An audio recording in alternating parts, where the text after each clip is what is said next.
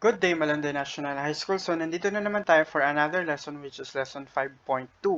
So, paano natin ma-access yung information para sa lesson 5.2? So, punta lang tayo sa ating MNHS ICF9 Google site and then drag down lang natin. Makikita natin yung MS Excel 2013. Dito, pwede tayo mag-download ng lessons instructions and also mag-submit ng ating gawa and mag-answer din ng additional activities. So, let's check out yung lesson 5.2. Okay, dito sa download lessons and activities, hanapin lang natin yung lesson 5.2. Okay, so lesson 5.2 says buying a car to working with illustrations. Click natin siya. Okay, ito yung instructions natin para sa lesson 5.2. Mag-i-insert tayo ng pictures, mag-i-insert din tayo ng shape, mag-i-insert din tayo ng SmartArt. Yun nga lang, dun sa inserting SmartArt is medyo mahihirapan tayo kasi wala nga tayong SmartArt buttons para sa ating Microsoft Excel sa Android. So, re-replicate na lang natin yung gawa natin. Ito yung instruction niya. As we said, open your existing workbook 5.1 and then i-edit natin siya as 5.2. Okay? So, open natin mamaya yun, then gagawin natin. Basahin na lang natin konti yung instructions and then try natin gawin yung mga kailangan gawin. Then, this is the final product natin. Kailangan ganito yung itsura niya. Meron tayong picture ng car, may arrow, may mga boxes din, and then meron din maliliit na arrow dito. Okay, try to replicate it na lang using our Excel shapes. Okay, punta tayo sa ating Excel. Meron tayo ditong, ayan, na-save na natin siya, lesson 5.2. Kaya lang, wala pa siyang pictures. So, try natin mag-insert ng ating pictures. So, first, download muna natin yon galing sa ating browser. First, punta tayo ng ating browser. Then, punta tayo ng ating MNHS ICF9 group. Then, punta tayo ng download sample spreadsheets. Dito makikita natin yung picture ng car. Download natin. Download. Ayan, download natin. Okay, as we can see, na-download na natin siya. Okay, so balik tayo sa ating Excel. Ayan, then try to insert that car. Punta tayo ng ating home, insert. Then, dito, pictures. Click natin yung photos. And then, meron tayong pictures dito. Try to download it. And then, done. Ayan, nakita natin nag-insert na siya. Drag na lang natin pababa. And then, balikan natin kung ano yung i-replicate natin. Okay? As we can see dito sa lesson 5.2, meron siya malaking arrow tsaka mga shapes na color blue. So, mag-insert tayo ng color blue ng ganitong shapes, I mean. So, balik tayo sa ating Excel. Punta tayo ng insert, then shapes naman. As we can see, may mga shapes tayo dito na pwedeng gamitin. Pwede naman itong arrow gamitin natin. Medyo liitan lang din natin. Ayan, so baba natin.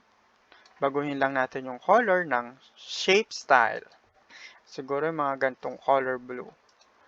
Ayan. Okay, liitan nga natin, medyo malaki kasi. Zoom out. Okay, ayan. And then, try to insert din ng tatlong shapes na soft edge. Insert tayo ng shape with soft edge. Ito siya, soft edge. Ayan. Try lang natin medyo liitan kasi tatlo yung ilalagay natin. Okay. Ayan.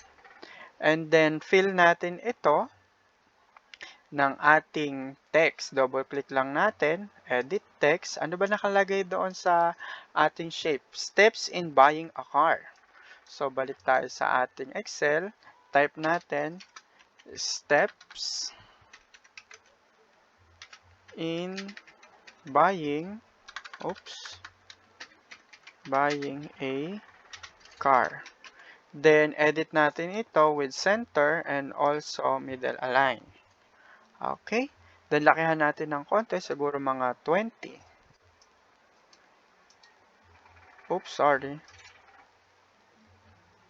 Highlight lang natin ito. Okay.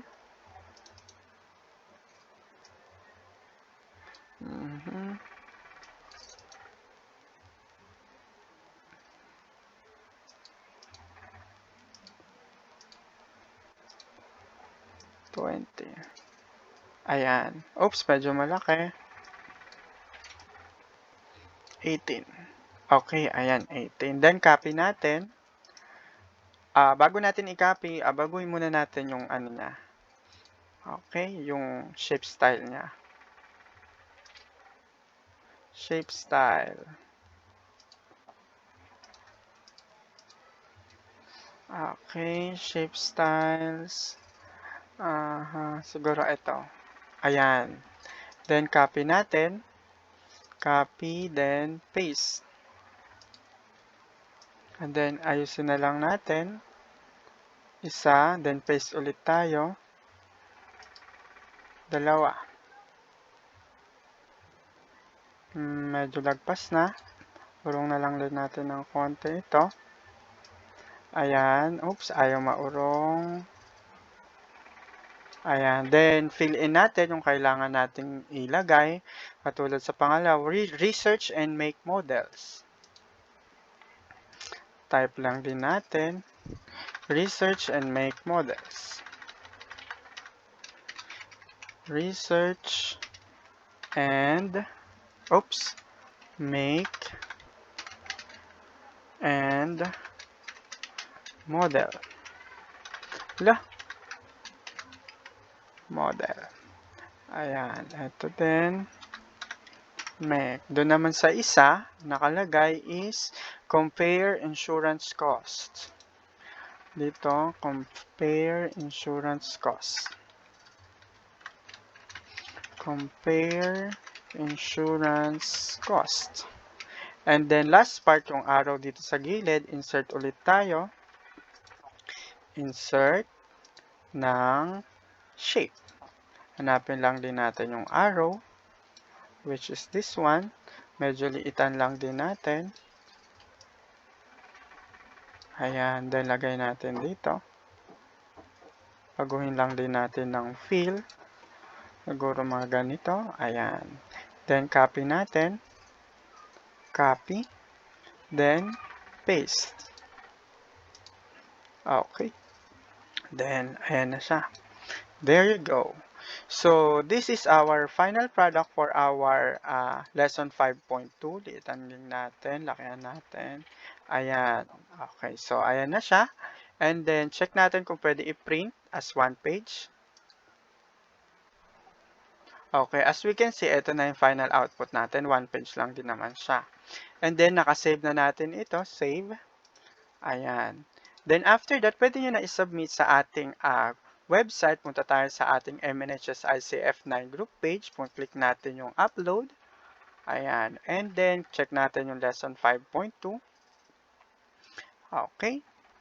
Then, click natin yung mga information na kailangan. Then, add file.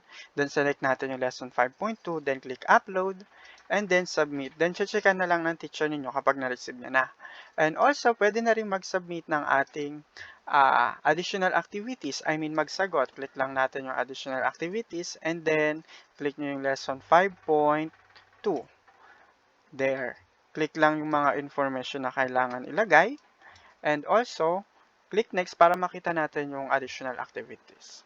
So, kung meron kayong mga katanungan, punta lang tayo sa ating MNHS Facebook page. Ayan. MNHS ICF group page. Then, click nyo lang yung topics. And then, click nyo yung mga katanungan. Pwede nyo yung i-comment yung mga tanong ninyo kung paano gawin yung mga lessons. And also, pwede nyo rin ako i-chat personally sa ating messenger. So, yun lang para sa lesson 5.2. Maraming salamat sa pakikinig.